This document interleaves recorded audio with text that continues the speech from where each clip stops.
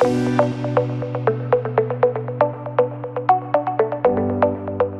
bueno, el día de hoy tenemos a Sebastián. Él es co-founder y CEO de Syntouch. Bienvenido. Sebas, ¿cómo estás? ¿Cómo te ha ido? Muchas gracias. Muy poca gente me llama Sebastián. ¿Sí? ¿Cómo te dicen normalmente, Carlson? Pues normalmente dicen Sebas. Bueno, sí. En el mundo latino suele decir Sebas, ¿no? Y supongo que mi nombre es Sebastián. Ok. Entonces, pero bueno, yo no me molesta nada. Bueno, yo te digo Sebas. Si yo entiendo que tú me estás hablando conmigo, entonces me puedes llamar cualquier cosa. Aquí que solo estamos los dos, me puedes llamar lo que quieras. Perfecto. Sebas, bienvenido. Gracias, muchas gracias. Pues, muchas gracias a ti por acompañarnos. Me gustaría que nos contaras un poco en general sobre Syntouch. O sea, creo que fue un cambio importante lo que ha pasado pues en los últimos meses. Entonces, pues nada, cuéntanos un poco sobre ti, sobre Syntouch. Sí, claro. De hecho, solo llevamos, 2 semanas llamándonos Syntouch. Antes teníamos el supernombre que todavía no sé pronunciar, entonces ni lo voy a mencionar. Nosotros tenemos una plataforma de datos de negocios que permite a nuestros clientes agregar y enriquecer y gestionar datos de diferentes negocios. El caso de uso más común y donde estamos más fuertes hoy en día es para instituciones financieras que utilizan nuestra plataforma para analizar por ejemplo, sus solicitantes de crédito. Okay. Pero casos de usos tenemos muchos más.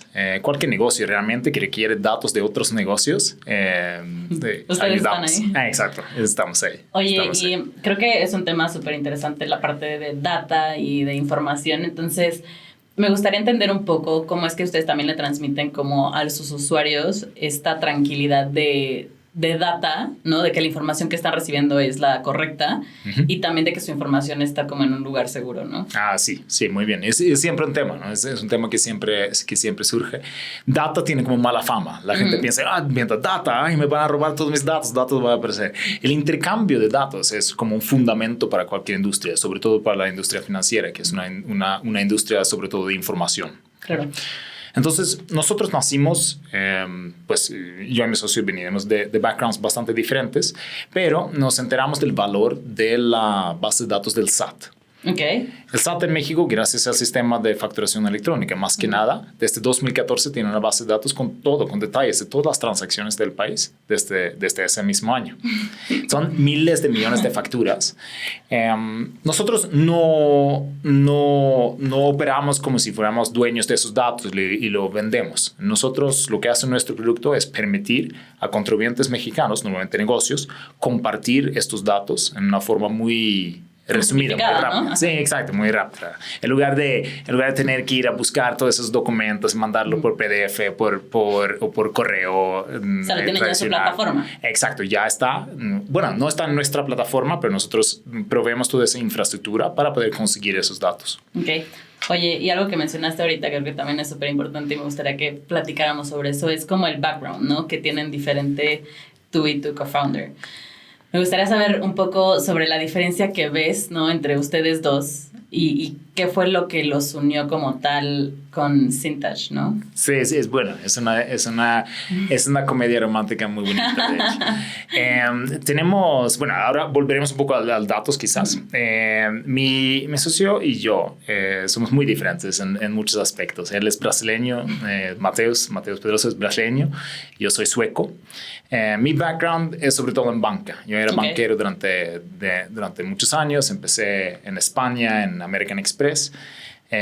Luego estuve unos 10 años en el Santander, donde trabajaba sobre todo en lo que se llama Corporate Investment Banking, gestionando la relación, encargándome de la relación con empresas grandes, sobre todo del sector automotriz. ¿Cómo fue para ti también ese cambio, no? Porque, a ver, me estás contando como de empresas súper tradicionales, ¿no? Y, o sea, en algún momento dijiste, no sé, estando en American Express, como, me gustaría emprender.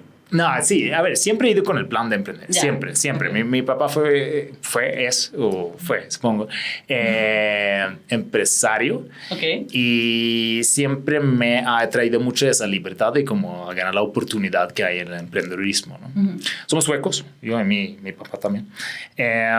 Yo empecé a trabajar, hice mis estudios en Inglaterra, empecé a trabajar en España y mucho de mi plan era así como a ver si logro tener algo de capital o algo de experiencia para poder pensar una propia idea. Sí.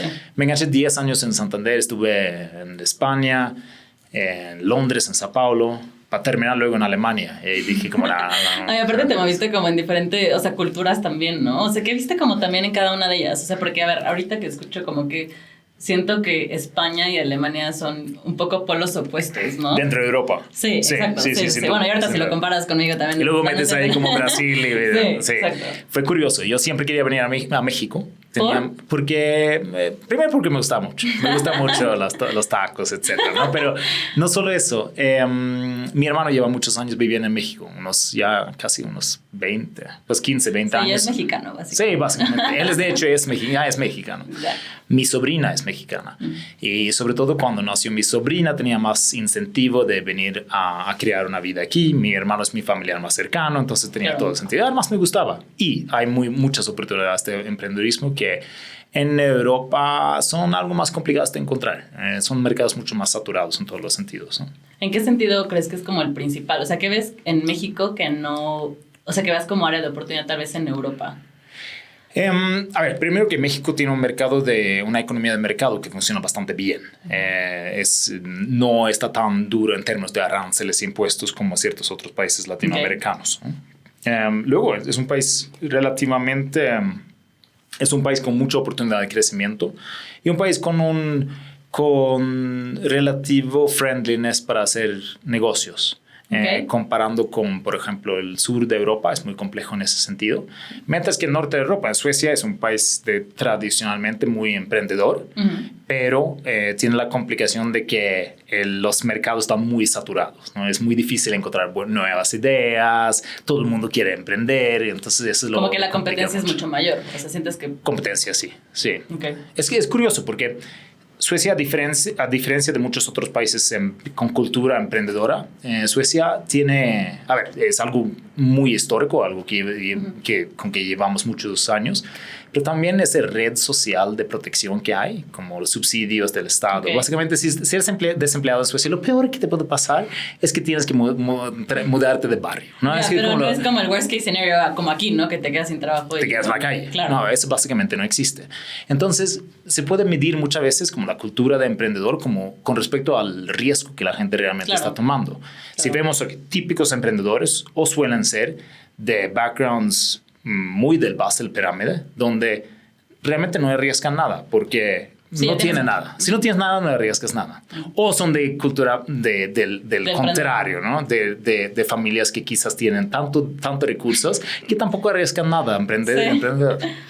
En Suecia todo el mundo es media clase media, pero están protegidos por una red de protección gubernamental que hace que lo peor que te puede pasar es que es como que no está tan mal, ¿sabes? No, pues no, o sea, si lo comparas obviamente tal vez con la mayoría de los países. Exacto. Pues, está súper bien, ¿no? Sí, exacto. Oye, ¿crees que eso también fue como un drive tuyo para decir, porque sí, justo, ¿no? O sea, ahorita que lo cuentas yo lo veo como que es tu lugar seguro, no es como safe place, o sea, que no te va a pasar nada.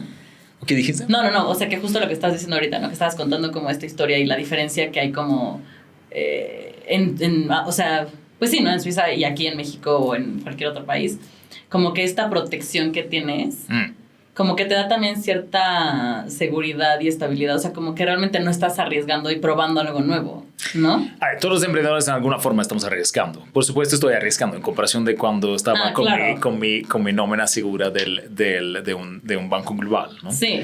Pero el nivel de riesgo que tomé, primero encontré una situación donde tenía mucho sentido. Estaba trabajando en otro startup durante los 2 primeros años en México. Okay. Y ahí vi que después de un punto, de hecho después de una fusión, nuestro producto empezó a deteriorar mucho. Sí, ahí fue cuando nos conocimos, creo. Sí, ¿no? exacto. Sí. Ahí empezó a caer un poco la cultura de la empresa, se empezó a deteriorar el producto y empecé a buscar oportunidades. Ok. Ahí lo que mencionaste ahorita como de la cultura, que creo que también es algo importante, ¿no? Porque sí siento que puede ser la base de una startup, ¿no? Sí. La parte de la cultura. ¿Qué es lo que viste tal vez en esta compañía en la que estabas anteriormente que dijiste, no, o sea, no me puede pasar con esta empresa, o sea, no, con mi empresa? La respuesta era muy simple. Nunca nos vamos a fusionar con una empresa que tiene una cultura muy diferente. Sí. De hecho, el día cuando hicimos público la fusión, tenías una llamada con todo el equipo, todos los dos equipos. Esto es Lendo y EFL, las dos empresas. Yo empecé en Lendo y en 2017 y poco después de que yo empecé, se fusionaron las dos empresas. Evidentemente para mí, como era nuevo en la empresa, no era un shock cultural como para mucha gente que llevaban sus buenos años en las dos empresas. Las culturas, yo no preferiría uno o el otro, decir que uno es bueno, otro es malo, pero las culturas en las dos empresas eran muy, muy diferentes. Y ahí creo que había un choque. Un choque. O sea, era como más bien, no sé, supongamos empresa tradicional con startup que no hay forma que puedan trabajar juntos. O sea, no porque sea eso específico como con ellos dos, pero un poco poniéndolo como en ejemplo simplificado. Sí, exacto. Aquí los dos fueron startups, ¿no? Pero las culturas son muy diferentes, me parece. Y quizás a veces es muy difícil tocar como qué es la cultura, ¿no? Y qué incluye la cultura. Muchas veces tenemos como pilares culturales, pero la cultura en sí es algo muy intangible en muchas empresas. Pero sí se transmite, ¿no? Siento. Sí. O sea, y creo que se transmite obviamente desde las cabezas y tal vez como dices, no lo puedes tal vez como pinpoint de, esto es lo que queremos tal cual en la cultura, simplemente como que va haciéndose como... no sé, como sin darse cuenta, ¿no? Sí. O sea, como que van agarrando talento que justo va haciendo match como igual y contigo con Mateus, ¿no? Y se dan cuenta que se va creando como bola de nieve tal cual la cultura, ¿no? Sí, en este caso me acuerdo perfectamente que hicimos una llamada cuando el management de las dos empresas hicimos un tipo all hands donde se hizo público la fusión. Y de los dos lados se habla mucho por qué se está fusionando. Eran productos que encajaban muy bien. De hecho, el footprint en el mundo se encajaba muy bien. Lendo era muy fuerte en Asia. EFL está bastante fuerte en Latinoamérica. Muchísimas cosas que encajaban. Y ahí alguien del equipo preguntó justo como, oye, culturalmente, ¿qué? O sea, sí lo tenían como súper presente, ¿no? Que se iba a ser un tema. Alguien del equipo. Claro. Sí, pero fue como si no estaba... No había sido como la máxima prioridad cuando se estaba considerando la fusión. Y creo que obviamente tienen que ser negocios que encajan de alguna forma, pero eso de que la cultura encaja una empresa a otra, creo que quizás debería ser la máxima prioridad cuando hacemos una fusión. Sí, porque justo cómo vas a poner a trabajar a dos personas que neta, o sea, tienen una forma de trabajar totalmente diferente, ¿no? Sí, o muy diferente puede ser muy bien, pero que no machea. Exacto, tiene que ser complementario en alguna forma, ¿no?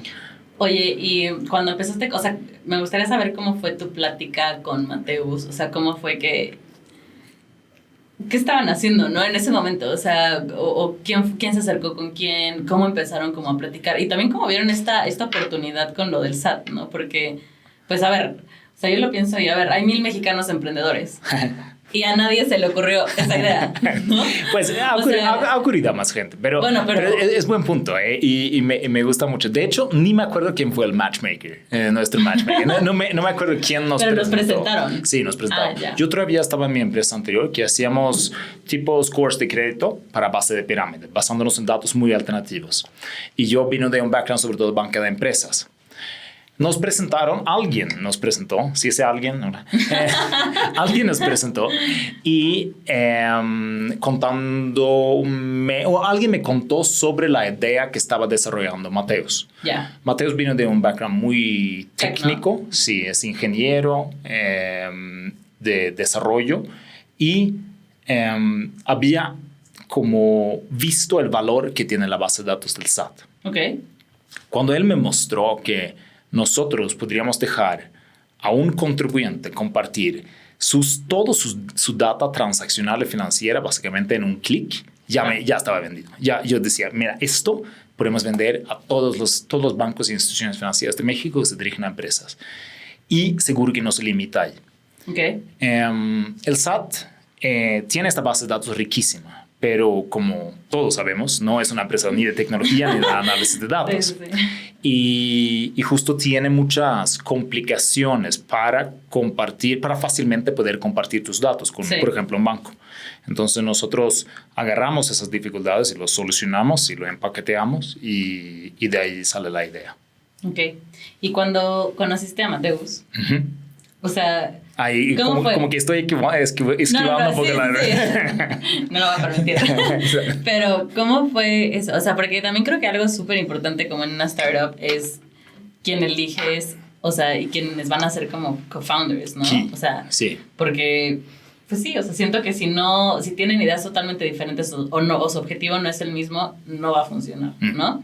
Aunque sea el mejor tech o el mejor sales o whatever, no va a funcionar si no van como al mismo punto, ¿no? Sí, exacto. Es como... Perdón por interrumpirte. No, sí. No te voy a dejar llegar a tu pregunta. Pero bueno, el tema, súper importante que sean dos personas diferentes también. Hay que ser complementarios. Sí, claro. Y es extremadamente importante no estar de acuerdo en todo. Porque si nosotros estamos para tomar decisiones, si estamos de acuerdo en todo, no estamos tomando decisiones, ¿no? Claro. Entonces, nuestros backgrounds, nuestros expertise son muy, muy diferentes. Mateus vio obviamente el valor del producto y yo también. Ahí teníamos muy buen match. Nuestras experiencias tenían muy buen match. Una cosa que teníamos muy claro desde el principio, como viéndolo más desde dentro que desde fuera, es que para que esto funcione, nosotros no nos conocíamos. Ok. De hecho, nos conocimos para ya formalizar nuestra... Porque esto fue justo... Nos conocimos a principio de la pandemia. Ok, todo fue en videollamada. Sí, exacto. Él estaba montando la tecnología, ya tenía un poco de MVP, un par de clientes que estaban corriendo pruebas. Okay. Vio más oportunidades y tal, estaba desarrollando, ¿no? Yo me uní poco a poco, más primero como tipo advisor comercial. Claro. Y luego 100% en octubre de 2020. Justo hace 2 años, casi. Oye, pero... Espera. No, yo no iba a decir esa pregunta. Entonces, okay. no, quiero llegar a ese punto.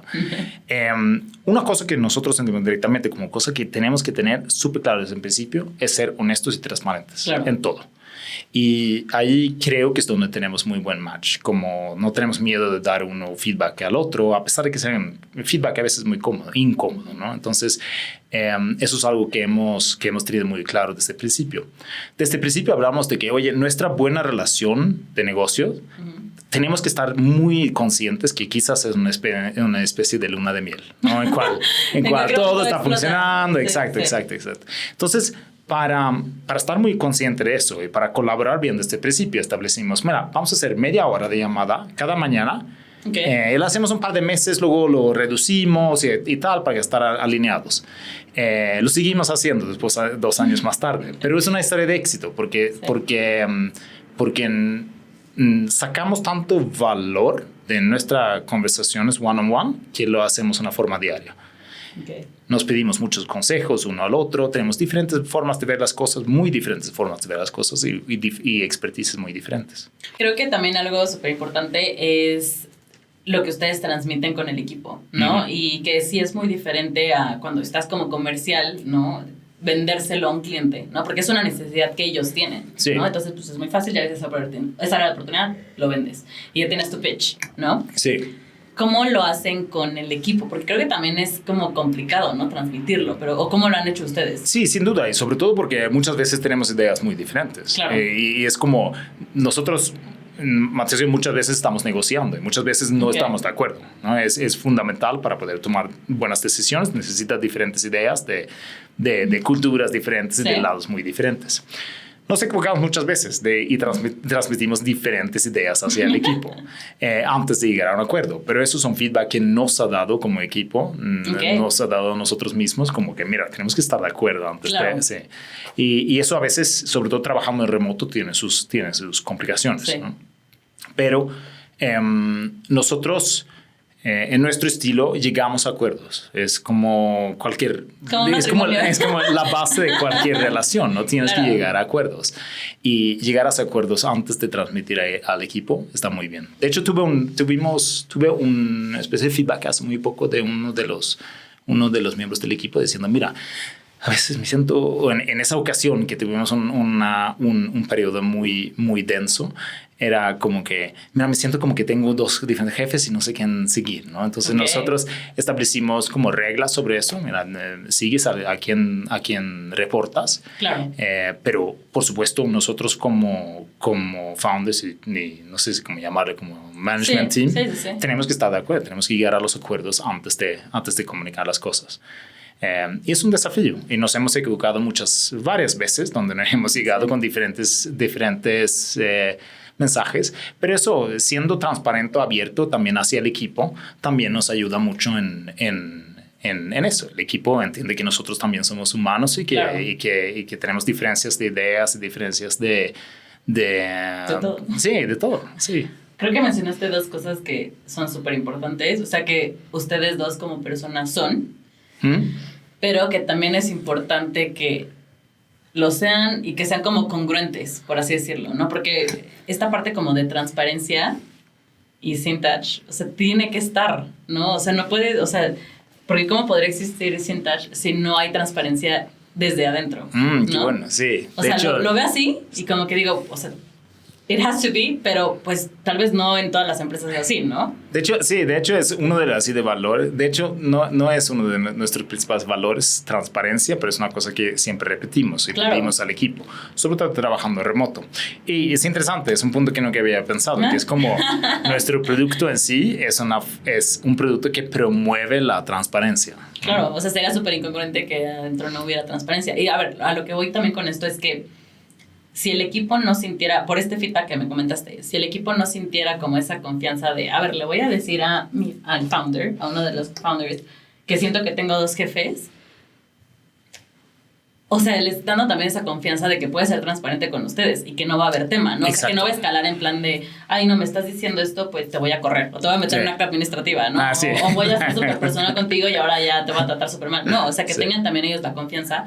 O sea, creo que eso también se transmite como transparencia y ahorita o sea, que los que vayan a escuchar se van a dar cuenta que no es nada más de, sí, somos súper transparentes, sino que te das cuenta, pues como desde adentro, ¿no? De cómo funciona desde adentro. Sí, es un buen punto. Sí, y le agradecí mucho agradecí mucho esa retroalimentación en ese momento. Y sí, para que una organización crezca y para que la cultura sea fuerte y también que la cultura crezca, necesitamos contar con ese tipo de feedback. Claro. Y como el origen de eso está en la transparencia. Realmente. Pero también creo que es un tema que ya he platicado, creo que lo platiqué en el podcast con también una founder, como la parte del feedback, ¿no? Sí. Y eso creo que hasta como mexicanos lo hemos tenido que ir aprendiendo y lo aprendemos bien con base en la experiencia, pero siento que no estamos tan acostumbrados al feedback, ¿no? O sea, como que siempre puede ser, en Latam tal vez, o en México, ¿no? Como que el feedback normalmente se toma como personal, sí. ¿no? Y es separar esta parte de, a ver, no, o sea, me está diciendo porque quiere que sea algo mejor, ¿no? Porque está viendo esta área de oportunidad, ¿no? Para ti, ¿cómo fue también, o sea, viniendo como justo de un lugar donde tal vez sí se dicen más las cosas y no se toman personal? Sí. Como este choque de que chance y en algún momento estabas en una reunión con alguien de tu equipo y le dabas feedback y notabas que estaba como súper ofendido o que se sacaba de onda o que está, porque sí, pues lo transmites, ¿no? O sea, como persona, si no estás acostumbrado al feedback o no te gusta el feedback. Y pasa bastante a menudo, ¿no? Con todo. Claro. Aquí intentamos ser como transparentes dentro del equipo, pero también con nuestros proveedores, claro. clientes, partners, etcétera, ¿no? Como es una cultura que queremos transmitir. Y sí, en Suecia, los suecos solemos ser como miembros de una cultura que es muy difícil de ofender. ¿Ah, sí? Sí. A ver, eso me resulta interesante. ¿Por qué lo dices? O sea, danos un ejemplo. De algo que en México pasaría que ya como que sería algo... Sí, a ver, sí. Buen punto. Es muy difícil de ejemplificar. Pero en Suecia pocas veces ves como gente discutiendo. ¿Ah, sí? Sí, eso puede ser que tragan sus emociones, que no tiene... Tampoco está bueno, ¿no? Que tampoco está bueno. Pero sí es una cultura... De hecho, es una cultura muy extrema en todos los sentidos. Es un país muy extremo. Pero... eso de la cultura, como los suecos son muy difíciles de ofender y quizás es como parte de ello, ¿no? Como que suecos suelen ser bastante directos en comparación de muchos países. Okay. Pero quizás también esa forma directa nos ayuda a no ser particularmente ofendidos. ¿Crees que, a ver, y tú ya que has estado como en los dos lugares? Extremos. Sí. México no es un país extremo, de hecho. Pero a ver, o sea, justo, porque siento que también, o sea, ya ahorita que lo estás diciendo, como tal vez la gente dice como, no, pues son más fríos, ¿no? O sea, tal vez no se expresan tanto, no sé. Obviamente porque estamos acostumbrados a ser más como así, ¿no? Sí. En México. O sea, en México es todo, ay, sí. Y no sé, o sea, como muy you could get overwhelmed, ¿no? Sí. O sea, para ti, tu personalidad, Ajá. ¿dónde sientes que hace más match? O sea, como, a ver, obviamente tu core, ¿no? Talla, pero tu personalidad. O sea, porque yo siento que eres como mucho más... O sea, no me pero sí como que no, o sea, o no sé si así son todos allá. Sí, todos son exactamente como... De hecho, lo más típico de Suecia es no estar en Suecia, es como sentirse más cómodo en otro lugar. De hecho, es muy típico entre suecos, así como... Si estamos en la Ciudad de México y unos suecos se cruzan con otros suecos, no creo que no haya pasado en la historia, pero si hubiera pasado, es como que se mirarían un poco y como se alejarían y pretenderían ser de otra cultura, porque qué pena verse con otros suecos. ¿Pero por qué? No sé, porque ahí dos mexicanos en Estocolmo, es como se han visto ya a cientos de metros, ya empiezan, ¿no? Con las banderas, sí, tacos, chelas, sí, exacto, como todo sabe, ¿no? ¿Y cuál fue la pregunta? O sea, que con cuál sientes, o sea, o más bien, o sientes que estás en el lugar donde tienes que estar. Sí, sin duda. A ver, elegí como un camino complicado, ¿no? De vivir en muchos países y tal, siempre tiene sus desafíos. Claro. Pero yo me siento como el pez en el mar, en mi posición actual. Eso... Justo alguien del equipo hace algunos meses me dijo pero le dije como, mira, me tienes que decir exactamente cómo te sientes, qué piensas de nosotros, claro, conmigo, a quien reportas, etcétera. Y me dijo, pero das miedo, eres extranjero. Es como, ¿yo doy miedo? Sí, es como la primera vez que se me ha presentado, pero creo que un poco de tu pregunta, ¿no? Como que como forma directa que tenemos, claro, puede dar cierto miedo. Yo creo que es muy eficiente. Siento que... Es más rápido, ¿no? Todo. Sí, es como más eficiente y quizás mucha de la oportunidad de negocio, etcétera, viene justo de ese tipo de comportamiento. O sea, por ejemplo, cuando van... Bueno, obviamente tú llevas esa parte como comercial, pero... O sea, ¿sientes que realmente entre Mateos y tú, el que tiene más como esta personalidad de... como hacer este match en cuanto a la parte de ventas, si eres... o sea, ¿eres más tú? Yo pienso que Mateo es mucho mejor comercial que yo. ¿Sí? Así, sí, en general. En general, no, es mucho más como sabio, es mucho más... quizás mucho más humilde en su acercamiento, y quizás yo tengo esa agresividad que a veces da un poco de miedo o que choca un poco. No diría que nosotros tenemos estilos muy diferentes. Claro. No diría que uno es mejor que el otro. No, sí, el de Mateo es mejor que el otro.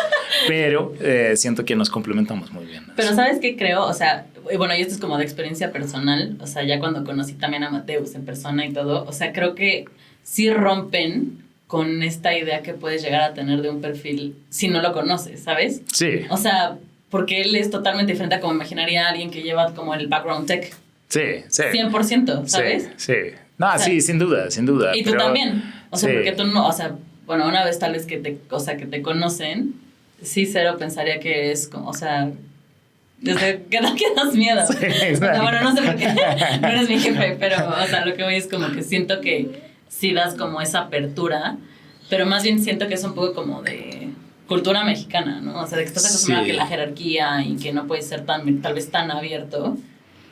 Creo que es buen punto y no lo he pensado tanto como en este momento, pero quizás una de las cosas que nos une mucho a mí y a Mateus es como justo nuestras ganas de mejorar y ser como de desarrollarnos, ¿no? No solo como fundadores de la empresa, sino como en personas. Muchos más aspectos. Sí, exacto. Oye, y ahorita que mencionaste como lo de tu papá.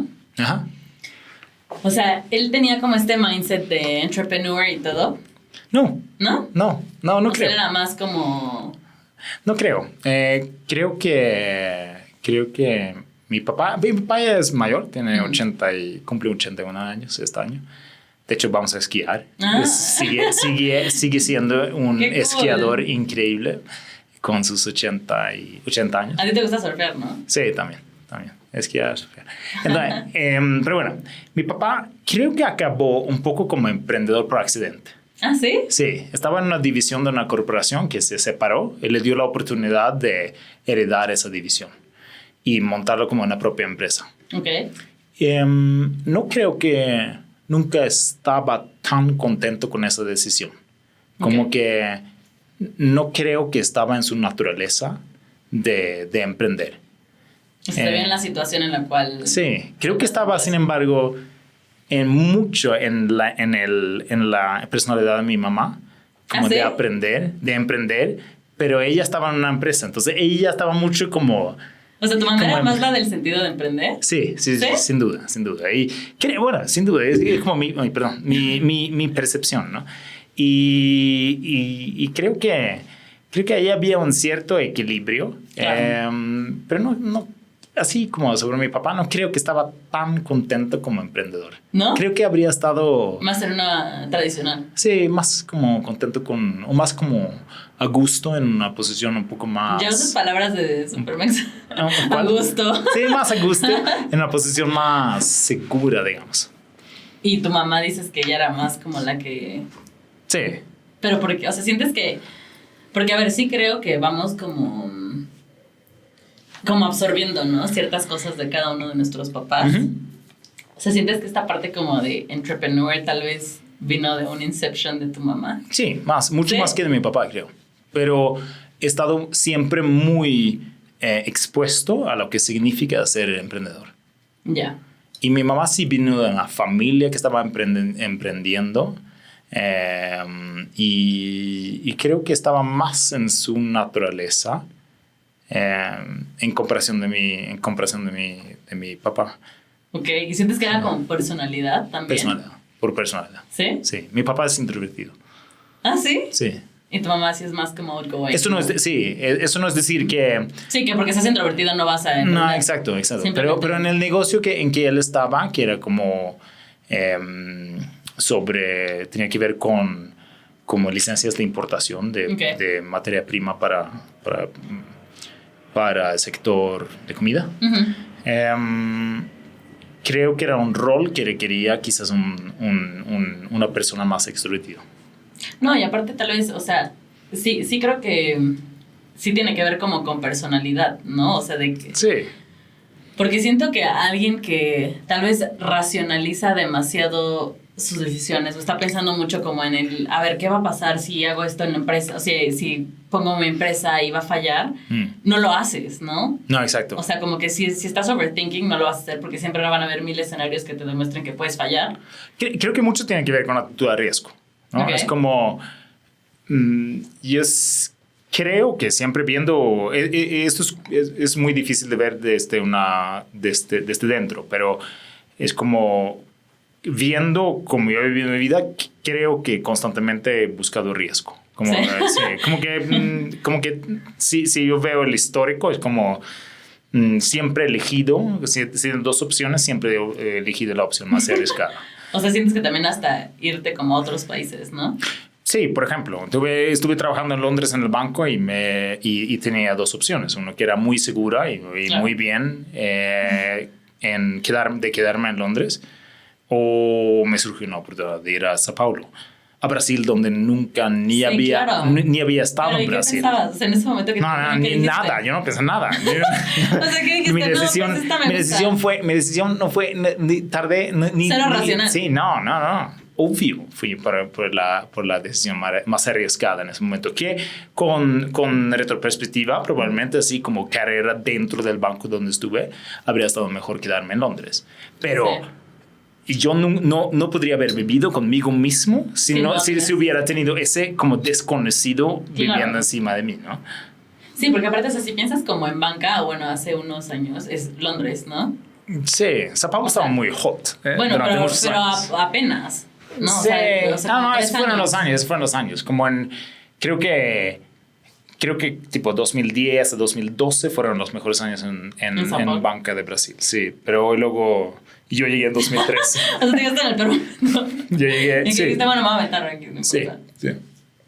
Oye, y algo que también como que me resulta interesante es que hay muchas decisiones que tal vez no tomaríamos si no tuviéramos también como a la gente que te conoce, ¿no? Y como que te dice, ay, bueno, pues sí, es lo que quería Sebas, ¿no?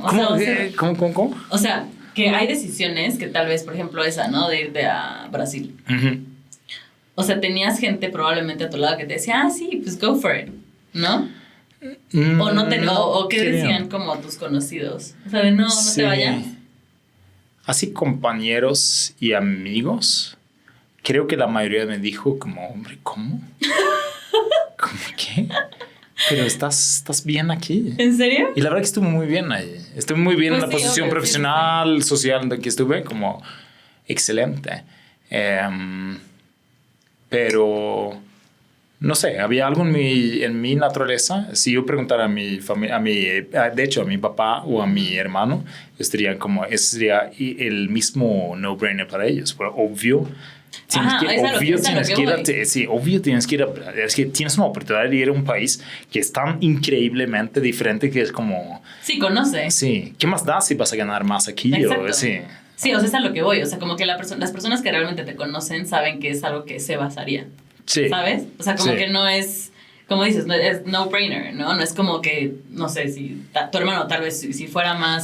Sí, ahora entiendo la pregunta. Y de hecho, sí, ahora pensándolo, como entre familia y amigos íntimos, claro, la decisión así como obvio. Sí, o sea, no les extraña que tú la tomes así. No, de hecho no creo que nunca había, ni siquiera fuera una toma de decisión. Es como, está tan obvio. Sí, exacto. Sí. Igual que para mí. Y eso, sí, entre amigos así íntimos como familia fue obvio. Esa decisión en particular. Y claro, creo que todos los fuerzas externos, como el equipo que gestionaba y gente del banco o de mi periferia de amigos, sí estaban como... Sí, no entiendo por qué estás haciendo esto. ¿Qué haces? Claro, pero los cercanos que te conocen saben que es algo que tú harías. Sí, exacto. Estás en la City, ese sueño de todos. Sí. En aquel entonces, ¿no? Oye, ¿y crees, o sea, ahorita que me estás contando como todo esto, crees que esa decisión como de irte a Sao Paulo te abrió como la mente un poco a, bueno, la TAM? O sea, como you've been there, entonces, pues, güey, ya prueba por este. Sí, es algo... Yo he trabajado con Latinoamérica antes de esa decisión, ¿no? Como trabajando, mucho de lo que vendíamos en Santander, sobre todo en el área donde estuve, mucho de lo que vendíamos en Santander en Londres fue nuestra capacidad en Latinoamérica. Como... En la City, Santander, antes de la compra de un banco británico, de los bancos británicos que compraron, no tenían mucha... Era como el banco español y sobre todo el banco latinoamericano. Pero estabas allá, ¿no? En Europa. Sí, o sea, no es lo mismo que como, en... pero en la City es como las capacidades que tienen. Y había bancos como Standard & Chartered, que es un banco británico, pero bueno, de origen, pero su capacidad está en África, es como el Banco de África. Y nosotros posicionamos mucho el Banco Santander como un banco de Latinoamérica, como el Banco de Latinoamérica. Y lo que muchas veces vendíamos en Europa, también en Alemania, aparte en España, era nuestras capacidades en Latinoamérica, como la referencia, sobre todo para corporaciones grandes como las automotrices. Es como... ¿Por qué queremos trabajar con Santander en Europa? Pues porque tienen muchas capacidades en Latinoamérica. Sí. Entonces, había trabajado mucho en Latinoamérica, había tenido mucha relaciones de negocio con Latinoamérica. Entonces, fue muy, muy natural para mí de moverme de hacer ese paso, tomar ese paso de mudarme a Brasil. México quizás habría sido un poco más natural, pero muchísimas gracias a la área de recursos humanos de ese banco que se equivocaron y me mandaron a Brasil. Oye, pero ¿y no fue entonces tampoco un shock cultural cuando llegaste a Brasil? ¿Sientes que no fue tan golpeado justo por eso? Sí, hubiera cierto choque cultural. Brasil es un país muy cerrado en muchos aspectos, ¿no? Es un país muy, muy local. Si vemos áreas de dirección en empresas, en corporaciones mundiales, muchas veces en Brasil son brasileños, mientras que en otros países muchas veces son del origen de la empresa. Sí. Y sí estaba Sí, probablemente es la cultura más extrema en que he vivido yo. Okay. No, aparte Suecia, sí. ¿No? Como más extremo, como más diferente de Suecia. Okay. Está en otro hemisferio, está en otro continente. Todo es diferente. Y creo que Brasil tiene una cultura muy vendible. Y todo el mundo, cuando pensamos en Brasil, es como samba, carnaval, Río. Sí. El mundo profesional banquero, así en Sao Paulo, es muy, muy diferente. Okay. Y sí había bastante choque cultural, diría.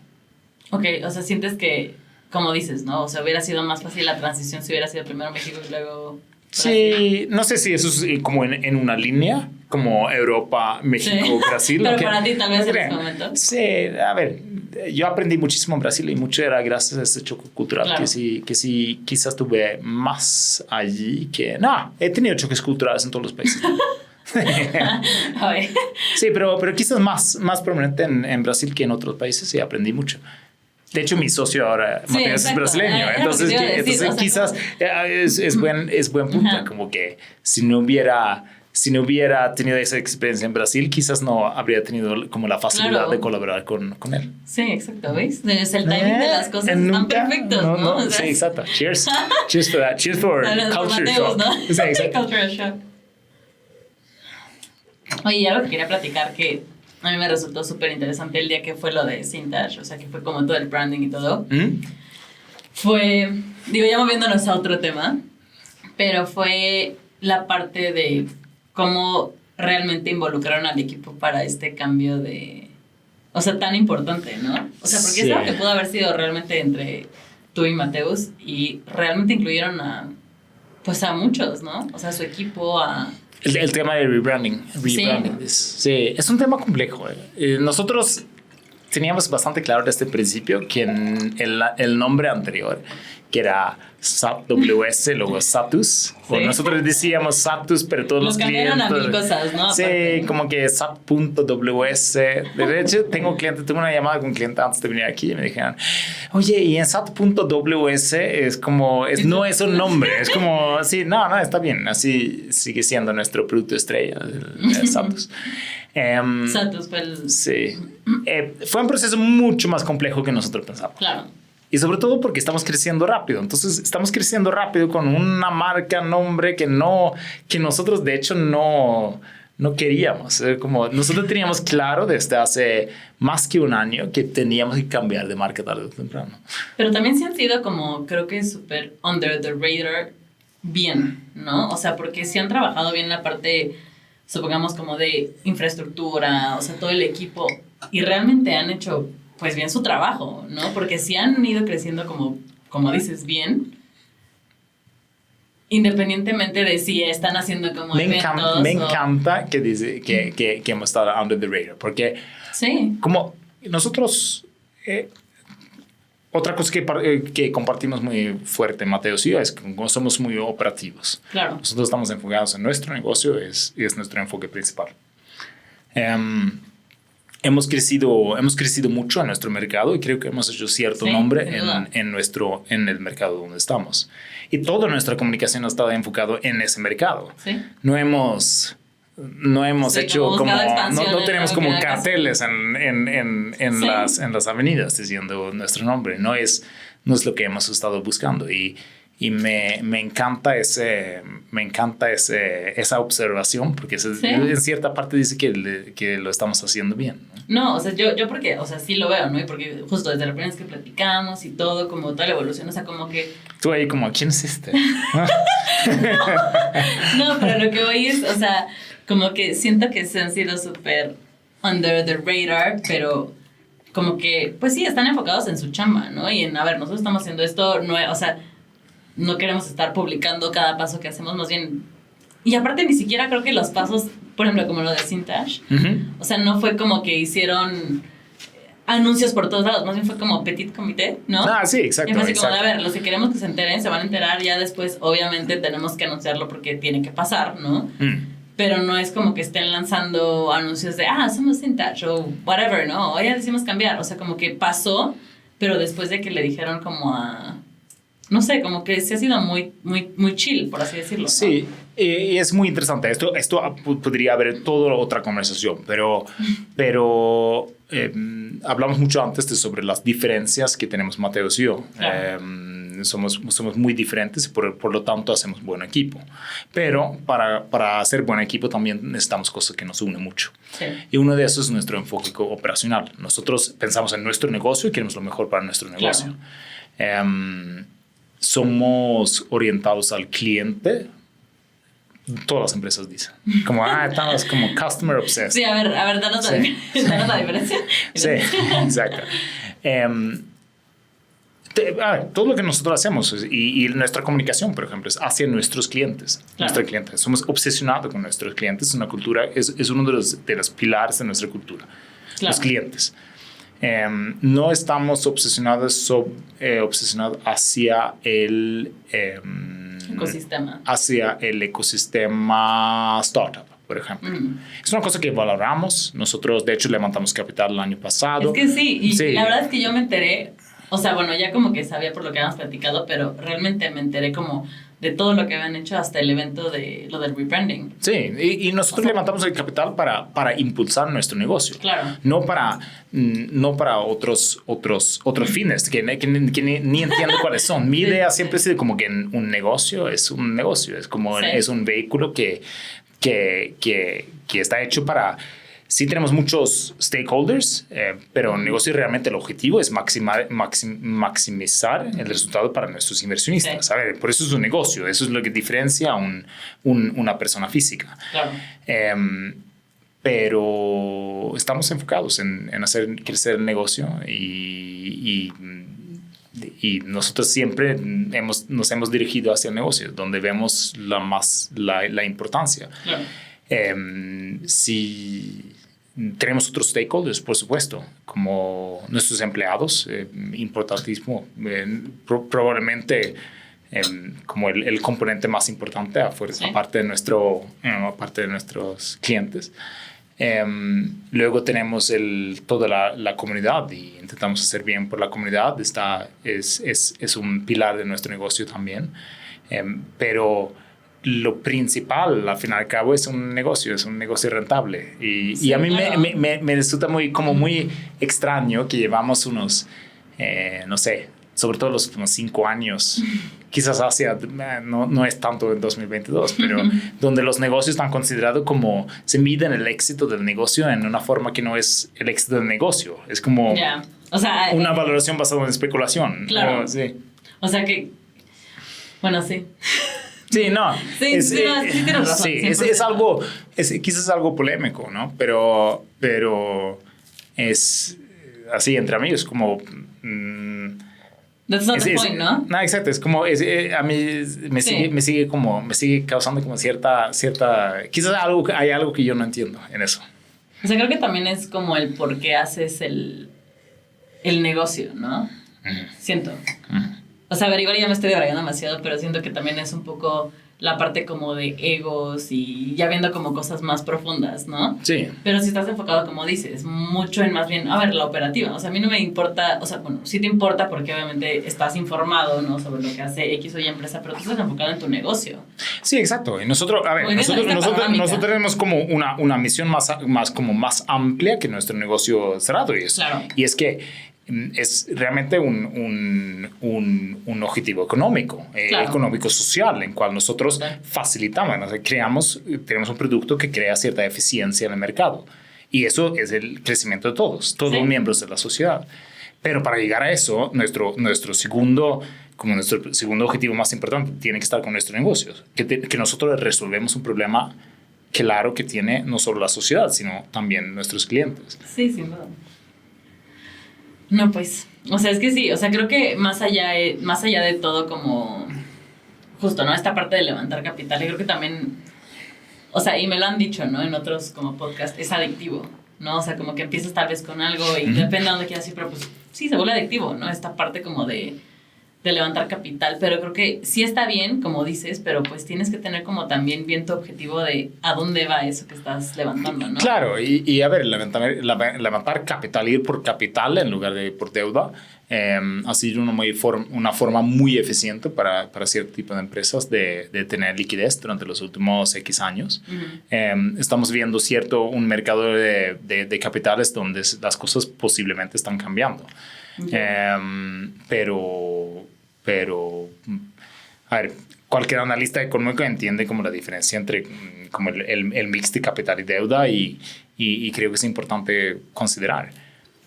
O sea, ¿sientes que para ustedes sí fue la mejor decisión en su momento? La parte Sin duda. Y probablemente sería nuestro go-to fuente de liquidez hoy en día también, porque somos una empresa que está creciendo rápido, somos una empresa con mucho más, a pesar de que estamos dando muy buenos resultados, como el potencial es más grande que nuestros resultados actuales. Claro. Y eso es un poco la idea del capital, ¿no? Del capital de riesgo. Oye, ¿y cómo fue para ustedes también? Porque leí hace poco, ¿no? Un post que decía como en plan de elegir a tus inversionistas. ¿Cómo fue para ustedes ese proceso? O sea, porque a ver, al final, como dices, ¿no? O sea, siento que sí es un negocio que 100% es una oportunidad, ¿no? Y que 100% le sirve a las empresas, pero para ustedes, ¿cómo fue también elegir a las personas correctas para inversionistas? Me encanta cómo lo pones, como que nosotros eligiendo las inversionistas, sí, claro. Porque tradicionalmente es viceversa, ¿no? Es como, es como los inversionistas eligiendo, claro, a las empresas. Pues nosotros presentamos nuestra idea, nuestra necesidad a muchos diferentes capitalistas de riesgo, fondos de inversión sobre todo, y encontramos el match cultural realmente. Sí, se orientaron literalmente. Sí, donde, a ver, si lo que nos une a nosotros como empresa sobre todo es como nuestro enfoque operacional y nuestro crecimiento, y nuestro enfoque en clientes de lo que realmente es el negocio. Es justo lo encontramos con nuestros inversionistas principales.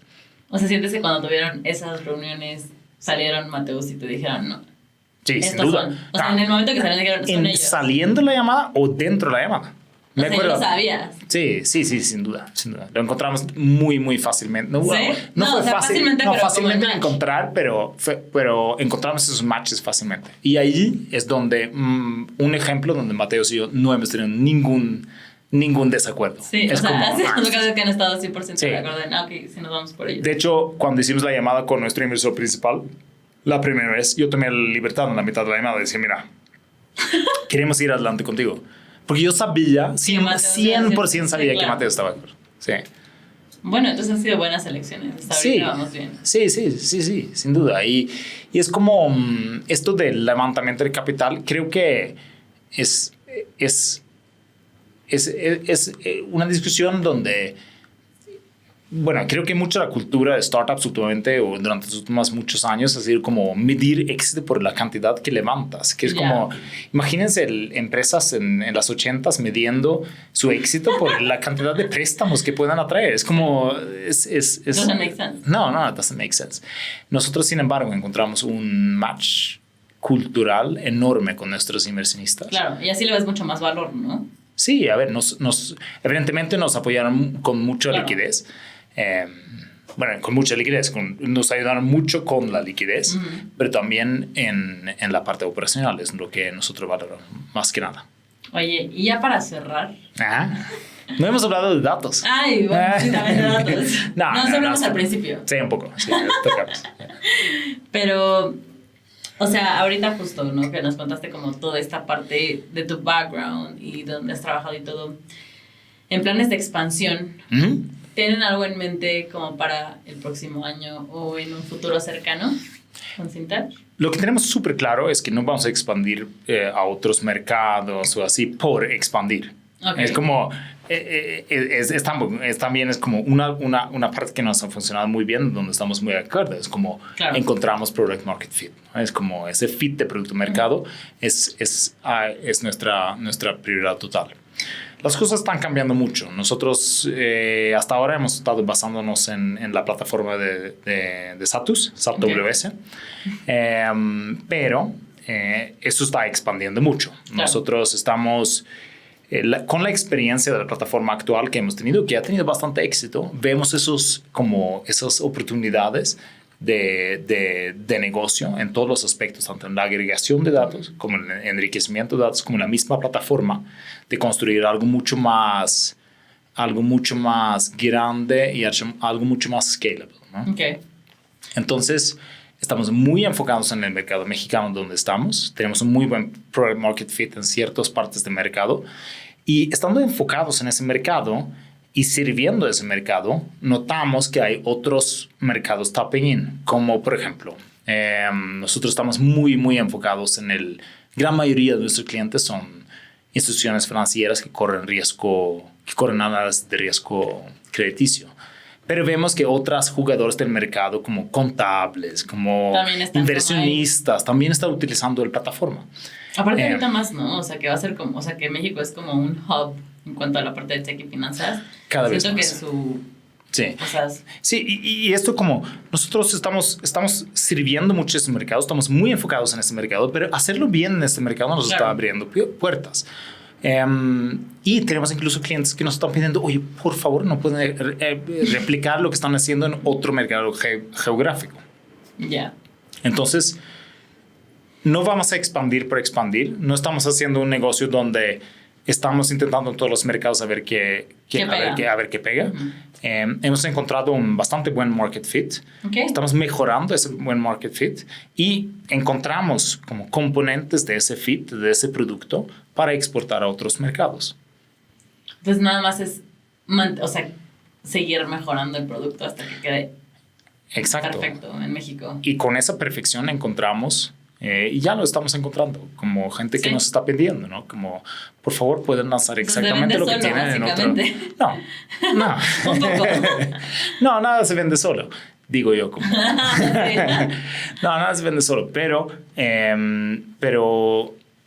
vemos varios competidores y otros jugadores en otros mercados que hacen otro approach donde quizás intentas algo muy global, lo haces en diferentes mercados y ves que algo jala y ahí vas.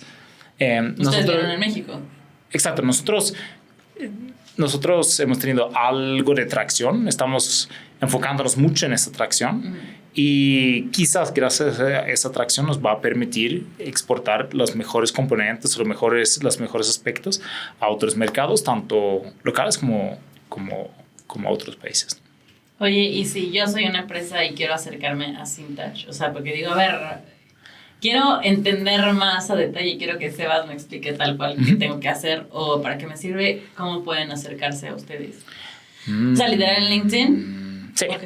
Sí. Pues ya, entonces dejamos tu LinkedIn para que te por manden favor, mensajitos. Por favor. Sí, básicamente para cualquier negocio que requiere datos de otros negocios, que son bastantes negocios. Sí, exacto. Sí, por favor, hablen con nosotros. Pues muchas gracias por acompañarnos. No, gracias a ti. Pues, yo quería hablar más de datos. Pues bueno, a ver, cuéntanos, ¿qué más nos quieres contar? No, lo dejamos para... Vamos a hacer una segunda plática de esto. Sí, hacemos otro basándonos en datos.